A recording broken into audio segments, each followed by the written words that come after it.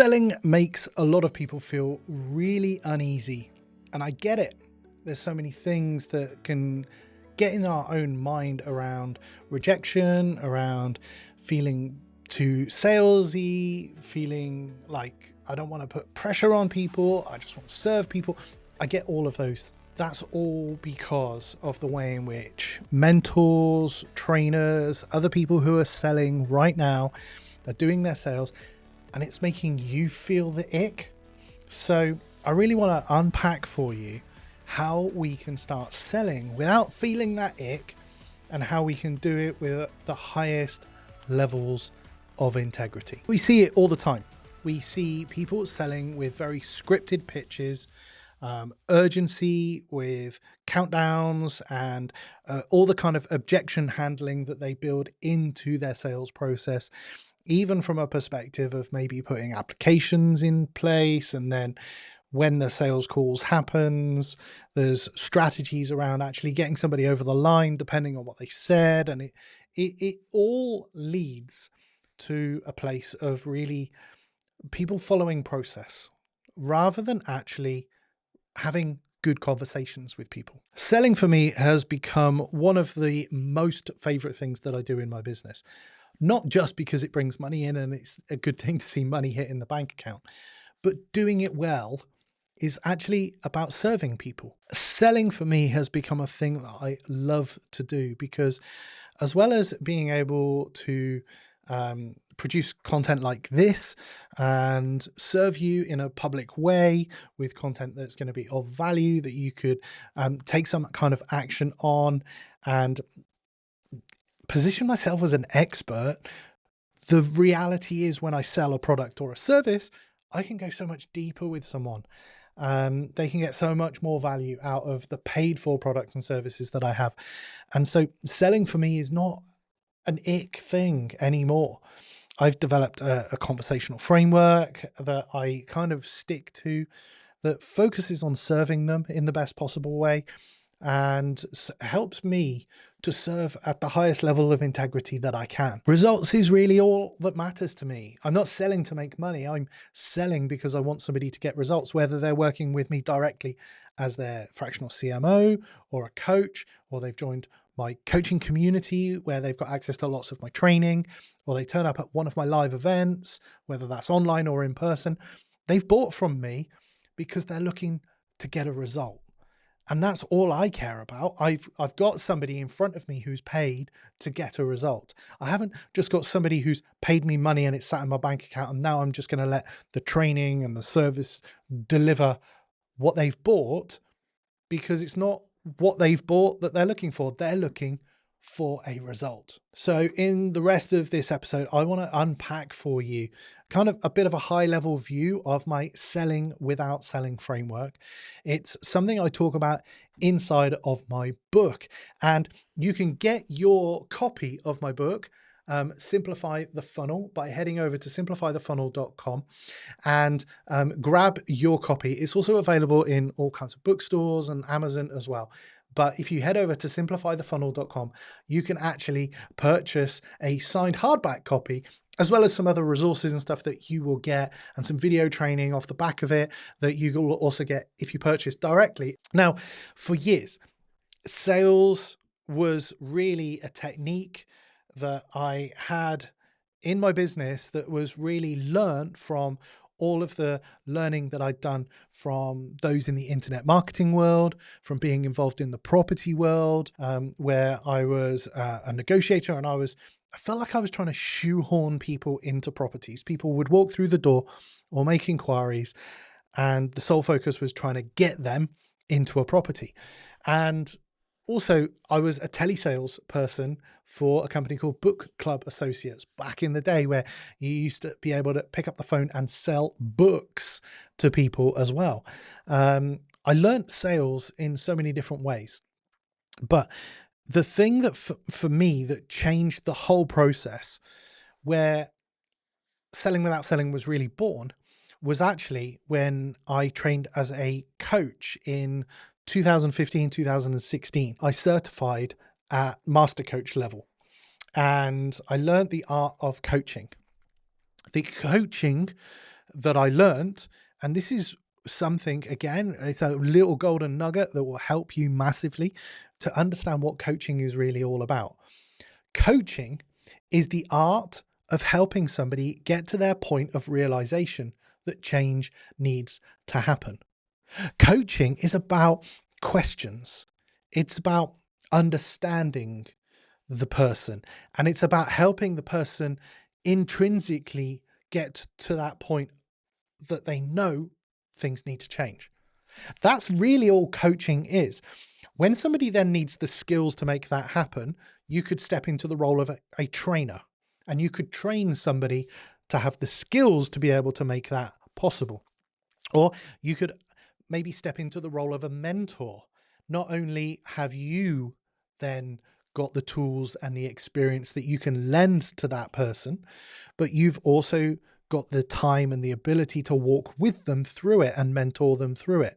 So coaching, training, and mentoring are often muddied, and they're often sort of put into one kind of category. But coaching, let me say this again, coaching is the art of helping somebody get to a point of realization that change needs to happen. And during my coaching accreditation, my final coaching accreditation, before I was awarded the master coach level, I was actually having a coffee with somebody else who was on that coaching accreditation with me. And inadvertently, I kind of turned that into a coaching conversation. I used what we'd learned around coaching in those sessions. And I was literally just coaching this person around marketing and around their business, because the accreditation process didn't tell us anything about marketing. How do we generate leads? How do we actually sell as a coach? The whole coaching accreditation program, and it was said from the front by the trainers, was to really help you master the coaching skills. People ask questions around business development and marketing, and the trainer at the front said, that's not what we cover in this week. So it wasn't like I was doing something untoward or sneaky here, but we were just having a coffee, and I was just asking him, because my experience of being a marketer, just things were obvious in my mind about what he needed to do. And that's how the conversation went. And we were talking about what he was, the challenges he had and so on and so forth. And like I said, I turned it inadvertently into a coaching conversation, but by the end of the coffee break, he was a new client of mine. I hadn't pitched, I hadn't closed him in any way, shape or form. I just helped him realize that he wanted to work with me. And he was the one that actually asked me, Ant, could we work together over the next 3 months? Could you help me with this? And then we shaped what that looked like, and he became a client. That was the day that selling without selling as a framework for me was born. But it really wasn't until a few years later that I actually realized that I was following a pattern and I was following a framework, because I had a new team member come on board in my organization. And one of the things I wanted them to do was to think about selling and being, a salesperson within the team. So I kind of did a post-mortem, and I looked back on sales conversations, and this was like before the dawn of AI. And for me, what I would have loved to have done right now, and this is the kind of how I use AI today, I would have taken transcripts from all of my calls. I would have thrown them into an AI. I would have said, what patterns do I follow? All of this kind of stuff. Show me a structure on sales calls that converted and sales calls that didn't convert. Show me the patterns that worked. AI could do something like that and take all of those. If you have sales calls right now on something like Zoom and you get them transcribed, or you do coaching calls, putting transcripts, and I'm not talking like one or two, I'm talking like 20, 30, 50, 100 calls, putting those transcripts into an AI and asking for patterns of what worked and what didn't work will help you to discern what you did right and what you could work on, within your sales process. But let me get back to this story about when I had my team member come on board. So I went through everything manually myself, and I looked for this kind of pattern and this kind of framework, and things just started to pop out for me about the framework that I was following and about how I was just having conversations with people. And from that, I pulled that framework together, and that's when I trained my new team member on it. And that's what I've then put together and put into my book as Selling Without Selling, and put my training together with, there's a training that you can get over at sellingwithoutselling.com. On this entire process, you can get access to that video training. That training is also available inside of my community. My community membership is a membership where people get access to all of my training as part of their membership. They also get access to live Q&A calls with me once a week. We also have office hours calls every week as well. And there's a whole bunch of other training. If you want to discover more about my community and my other training, then please just head over to hodgesnet.com. That's hodgesnet.com, and that's where all of my training and my community stuff fits. So head over there if you want to find out more about that, and even get access to the Selling Without Selling training as well. The thing that's really important for me, and why Selling Without Selling has really become something that I have weaved into every kind of aspect of my business, on how it appears on sales pages, how it appears in webinars, and how I do it physically from stage. Selling Without Selling, no matter what kind of medium, follows the same pattern because it's fully aligned with my faith as a Christian. And what I read from the Bible, and how Jesus, he never really manipulated anyone into anything. He never really forced anyone to follow him. He asked questions, he listened to people, and he met people really where they were at. And I think the biggest thing was he invited, and he literally stood there to serve. The aim of Christians today is to model Christ in our own lives, model the behaviors of Jesus. And that includes marketing and sales in our business. I think back to there's so many stories that I could pull out of the Bible, but there's a story in the Gospel of Mark. It's Mark chapter 10, verse 51, where he's actually talking to a blind man called Bartimaeus. Bartimaeus is sat there, side of the road. He hears the commotion and hears that Jesus is just walking past him. And Jesus basically looks at him after Bartimaeus calls out, and Jesus says, "What do you want me to do?" Now, just if we think about that for one moment, Jesus had all the power of heaven. He was healing people at that time. There were many miracles recorded in the Bible that he did. But he could have just seen Bartimaeus, and would have been really obvious that Bartimaeus was a blind man, and literally he could have healed Bartimaeus without Bartimaeus even actually saying anything.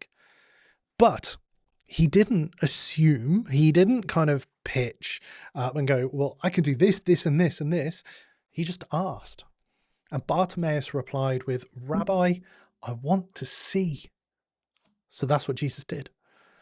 At the heart of sales, if we sell in the right way, and if we build our sales process in the right way, it's ultimately the way that God designed them to be. A conversation, a diagnosis, an invitation, not any kind of manipulation, no pressure, no fear-based closing, just a conversation. And if you build your sales process in this way, something happens. You actually stop dreading sales conversations. You actually will be able to start looking forward to them, because every one of them becomes a chance for you to be able to serve somebody well, rather than actually force them to buy from you. And the 7-step Selling Without Selling framework is the complete framework that I've built over years. And I'm going to walk you through the first kind of 3 steps to understand this framework, because these are the most important things. It's how you start the conversation. I will often start a sales conversation with the phrase, "What's bugging you right now?" Or "What's going on right now?" What's the biggest challenge right now? However you kind of want to phrase that. That's going to help me understand the pain that they have right now, the challenge that they have right now. That enables me to just identify the key frustration that needs to be addressed in some way, shape or form. I might unpack that. I might ask more clarification questions, depending on how long you've got in terms of a conversation piece. And then I'm going to ask the question, well, what's going to happen if we don't get that sorted? That's going to help me to understand the consequences of not solving that frustration. And being able to understand that means that I understand their fears, their future pain. It's not something that's real right now, but it's something they want to avoid in the future. And if I can understand what their challenge is right now and what they want to avoid from happening, it gives me a really good sense of how I might be able to start helping them. But step 3 is where the gold comes in. I will ask a question that enables them to be able to tell me what a future result might look like. So typically for me, this might be something like, well, where do you want to be in 90 days? And if I can understand their future pleasure, then it's really important for me to be able to see that, to feel it, to hear it, to dig in, to get some clarification, maybe get some reasoning behind it, only for me to be able to follow the rest of the selling without selling framework.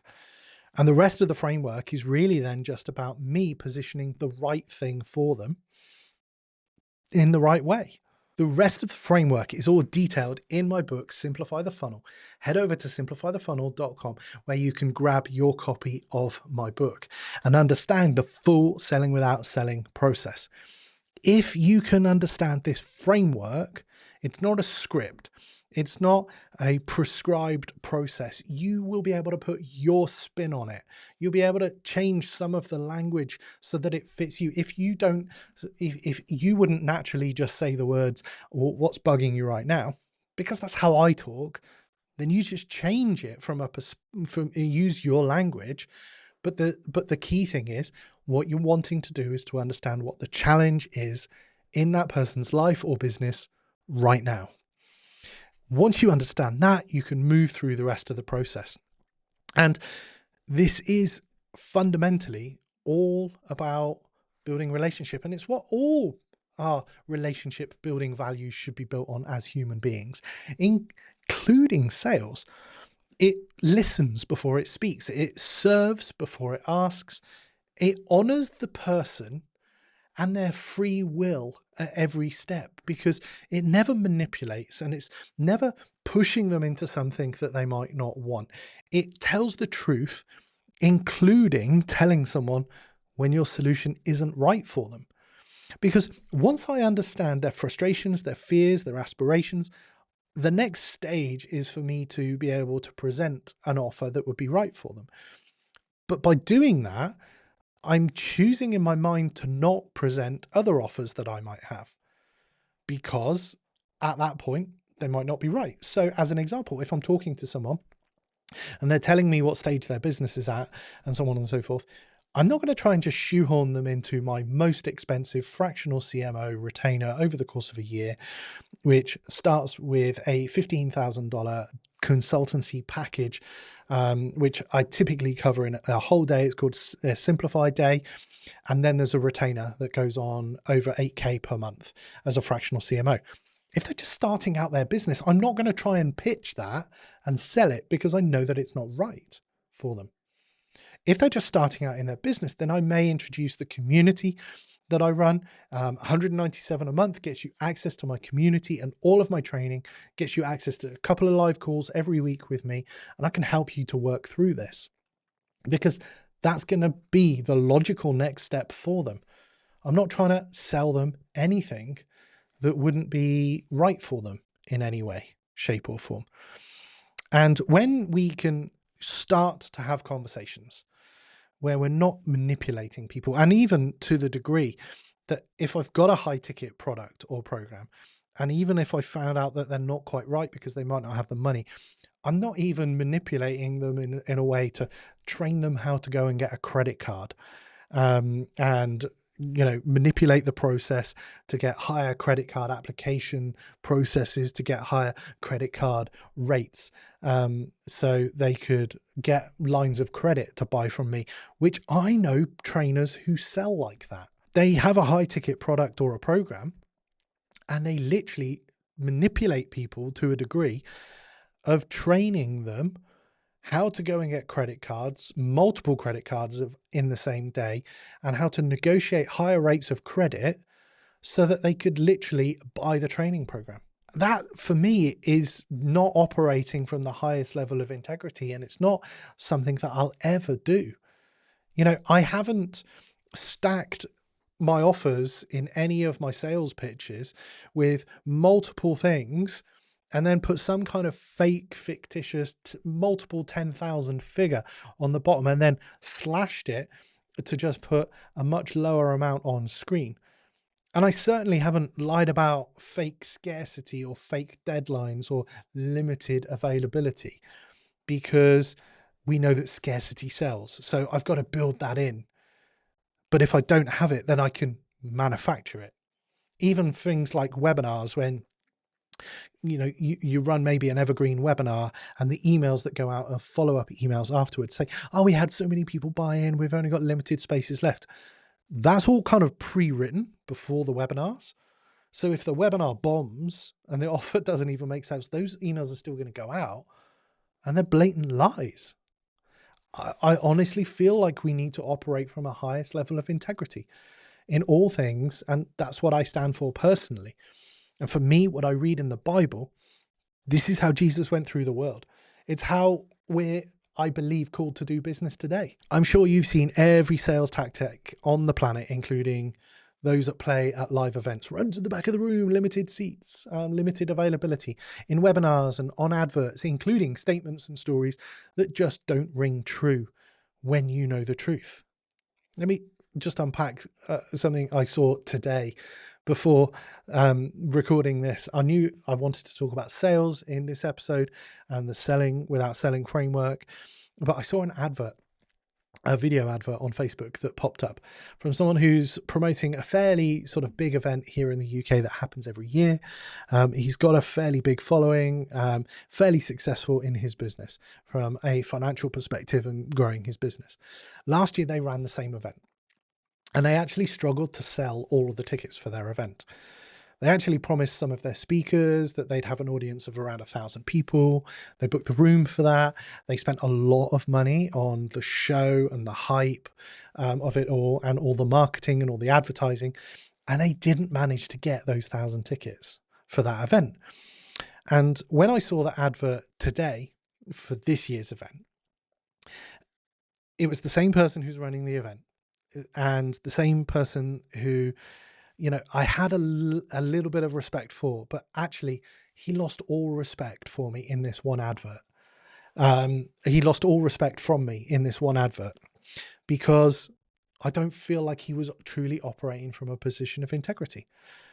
I know that they struggled to sell those tickets for last year's event, but he told some kind of fictitious story about how they went to their audience and they were told that by their audience that they preferred smaller audiences. So they capped tickets for this year's event at 500.